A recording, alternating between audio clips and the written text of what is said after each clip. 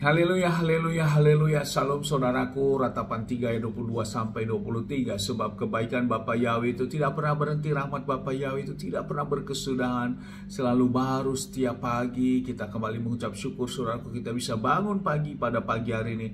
Sesungguhnya semuanya oleh karena kebaikan dan rahmat Bapa Yahweh di dalam kehidupan kita, dimanapun kita berada saudaraku. Renungan KPI Mayim Kayim pada hari Minggu tanggal 15 Agustus 2021 atau pada tanggal 7 lalu 5781 yang merupakan kelanjutan dan pembacaan renungan Torah kita diambil dari kitab Devarim atau kitab Ulangan 15 ayat 19 sampai 21 yang berkata demikian saudaraku. Semua anak sulung jantan yang lahir di antara lembumu dan dombamu haruslah engkau menguduskannya bagi Yahweh Elohimmu. Janganlah melakukan pekerjaan dengan anak sulung lembumu ataupun menggunting bulus sulung dombamu. Engkau harus memakannya di hadapan Yahweh Elohimmu tahun demi tahun di tempat yang akan Yahweh pilih engkau dan seisi rumahmu. Dan apabila ada cacat padanya, timpang atau buta atau cacat apapun yang buruk, maka janganlah mengorbankannya bagi Yahweh Elohimmu. Saudaraku, firman yang baru saja kita dengarkan perikopnya adalah tentang anak sulung ternak saudaraku.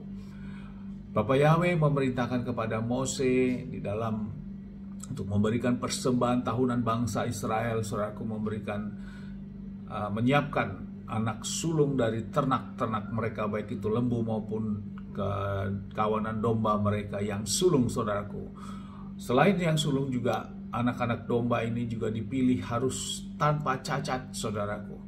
Bila ada yang cacat, apakah fisiknya cacat seperti itu, apakah timpang ataupun ada hal yang matanya tidak baik seperti itu tidak masuk menjadi pilihan dalam memberikan persembahan tahunan dikorbankan saudaraku.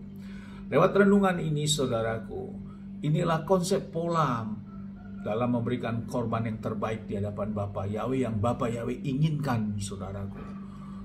Di zaman kita sekarang tentu kita tidak perlu lagi seperti melakukan di zaman Mose ini saudaraku. Karena semua korban-korban yang bersifat melalui membawa binatang itu sudah tidak kita lakukan karena semua itu sudah digantikan dan ditebus, sudah dibeli oleh Yeshua HaMashiach dalam pengorbanannya di kayu salib. Namun konsep pola ini yang perlu tetap kita lakukan, yaitu apa? Membawa yang terbaik saudaraku di hadapan Bapa Yahweh.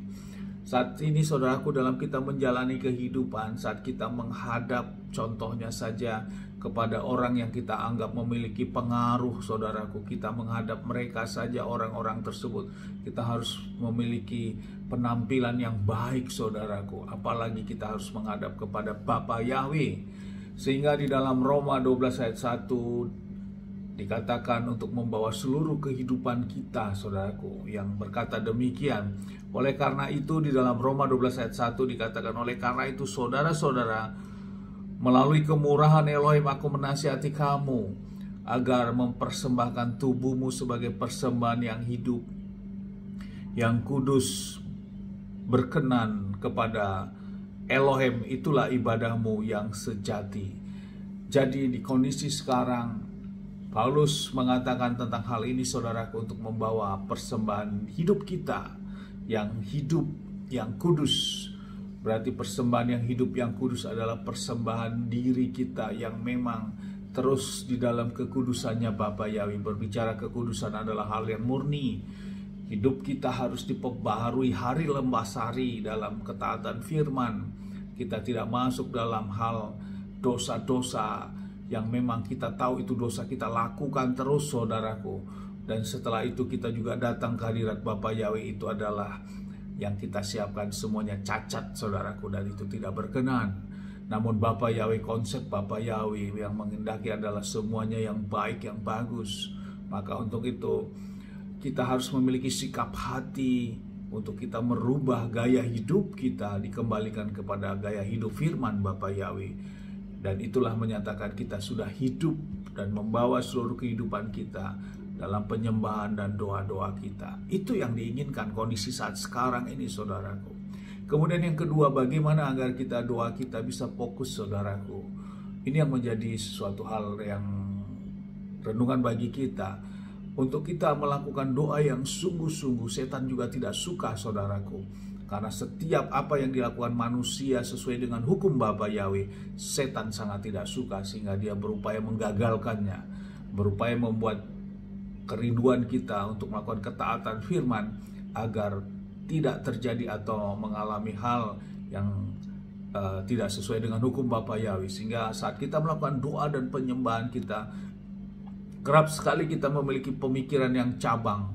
Saat kita menyembah, kita masih berpikir, tiba-tiba muncul pikiran tentang apakah tentang pekerjaan kita, apakah tentang orang-orang lain yang muncul dalam pikiran kita, atau apakah yang muncul dalam pikiran kita tentang apa yang terjadi nanti, apa yang harus saya lakukan nanti, tiba-tiba muncul dalam pikiran kita. Sementara kita saat itu melakukan menyembah, saudaraku, atau saat kita itu berdoa, yang dituntut adalah dengan fokus yang sungguh-sungguh, karena kita menghadap Bapa Yahweh.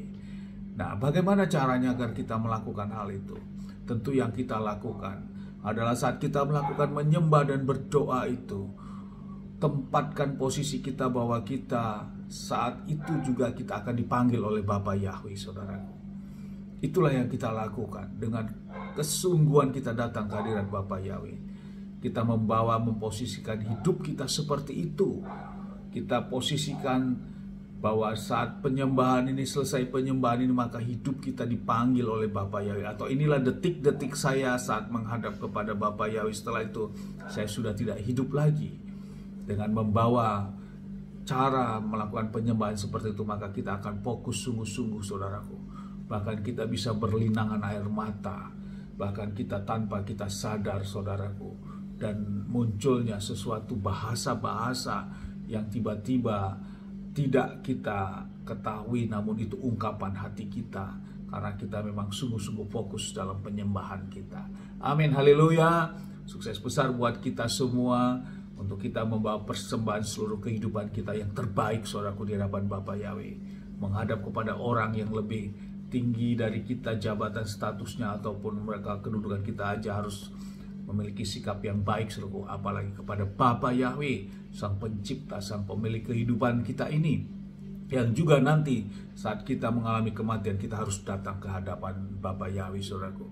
Maka kita berikan yang terbaik dalam penyembahan-penyembahan kita, dalam doa-doa kita, sesuai waktu yang sudah Bapak tetapkan dalam hal-hal penyembahan kita, dan juga doa-doa kita. Sesuai dengan apa? Konsep pola firman yang Bapak Yahweh sudah nyatakan melalui Bapak-Bapak leluhur kita di dalam, tertulis di dalam kitab suci. Amin, haleluya.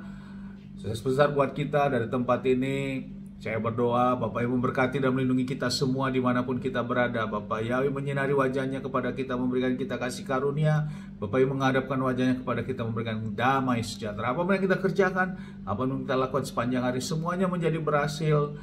Dan kita orang-orang yang percaya kepada Bapak yang mau melakukan perintah dan ketetapan Bapak Yahweh, kita tidak dipermalukan dan hidup kita diberkati, karena itu janji firman Bapak Yahweh. Amin, haleluya. Shalom, saudaraku.